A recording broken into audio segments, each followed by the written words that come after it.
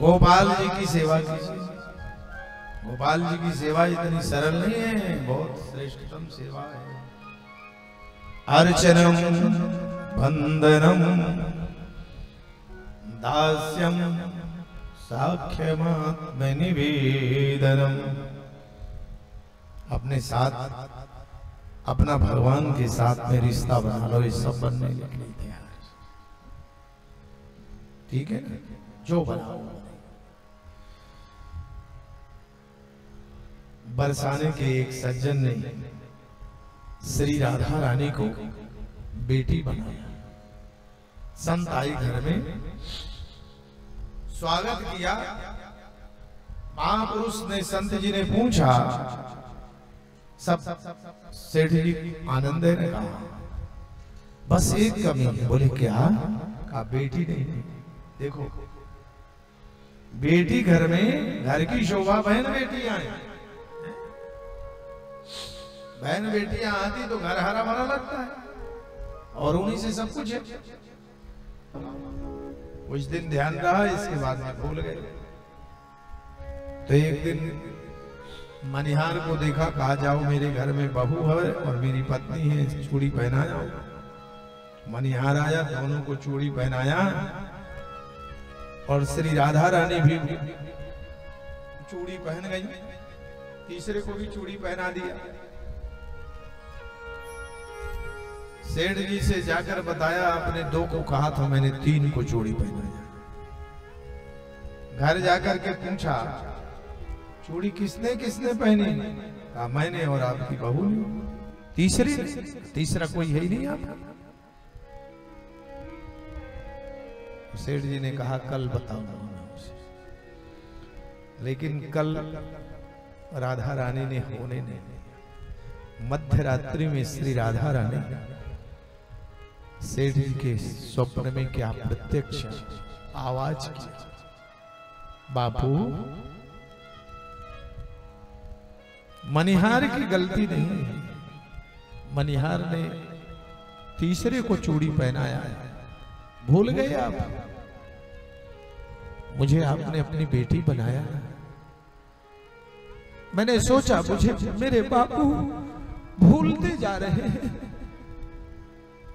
आपने मुझे बेटी बनाया है, तो मैंने चूड़ी पहनी। मनिहार असत्य नहीं।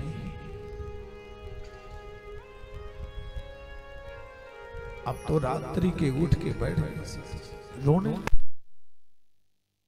पूरी रात रोते हुए व्यतीत किया। प्रातः काल मनिहार का घर खोजते हुए पहुंच गए। मनिहार भैया, पूरी प्रॉपर्टी मेरी लिखा लो, चलो। मनिहार कहने लगा, बाबूजी आप कैसी बात कर रहे हैं? कहा नहीं, मैं सब कुछ आज तुमको देना चाहता हूं। बाबरे हो गए हैं क्या? कहा नहीं, बाबरे नहीं हो गया। तुमने मेरे घर में श्री राधा जी को बुला दिया, मेरा घर पावन करा दिया। तुमने जो तीसरे को चूड़ी पहनाया है वो साक्षात श्री राधा। तो मनिहार का भाव देखिए। आज यदि मैंने श्री राधा को चूड़ी पहनाई, अब किसी के हाथ पकड़ने की जरूरत नहीं है। अब अपना हाथ में श्री राधा रानी को पकड़ा था। आप किसी को चूड़ी नहीं पहनाऊंगा। श्री राधा रानी के मंदिर में सेठ जी और मनिहार दोनों झाड़ू बुहारू कर कर प्रहलाद को मृत्युदंड की घोषणा की। प्रहलाद को हिरण्यकश्यप ने कहा, भक्ति बंद कर तो है या मृत्यु। हिरण्यकश्यप मृत्युदंड दे दिया, लेकिन प्रहलाद ने भक्ति नहीं छोड़ी। ऐसा जब भाव और समर्पण होता है तो भगवान कृपा करते हैं। प्रहलाद को पर्वत की चोटी से फेंका गया, भगवान ने रक्षा की। विषैले सर्पों के बीच में डाला गया, भगवान ने रक्षा की। मदमस्त हाथी के तले रौंदाया गया, भगवान ने रक्षा की।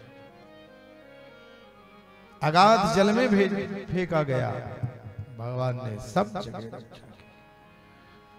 अग्नि में जलाया गया,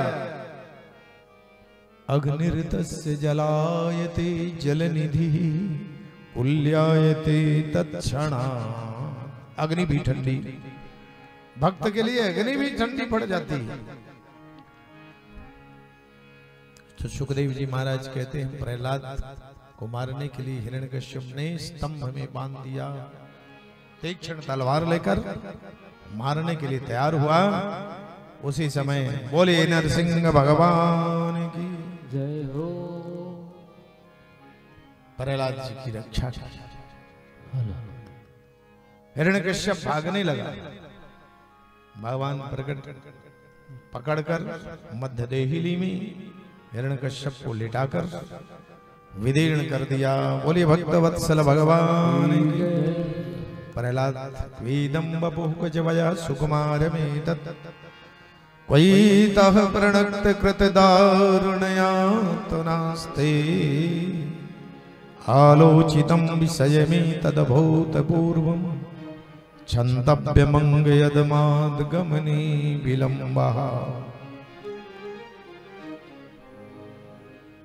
प्रहलाद जी से भगवान ने क्षमा मांगी, क्षमा करो पुत्र,